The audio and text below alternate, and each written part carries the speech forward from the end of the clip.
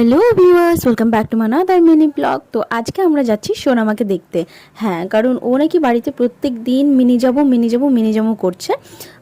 ওর এখানে আসার খুব ইচ্ছে করছে, তাই জন্য আমরাই যাচ্ছি।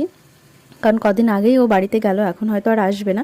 তো বাড়িতে এসে দেখছি পুরো ধুলো বালিতে খেলছে ও। আমাদেরকে দেখার পরেই বলছে আমি স্নান করব।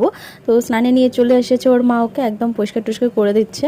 আর স্নানের আগে একবার ওকে মাটিতে নামিয়ে দেয় খেলার জন্য, যেন ইচ্ছে মতো খেলতে পারে। তারপরে আর মাটিতে নামেও না। তো এই দেখো সবাই মিলে বসে গল্প করছি ওর সাথে। ও এটা ছেড়ে ওটা খাচ্ছে, ওটা খাচ্ছে।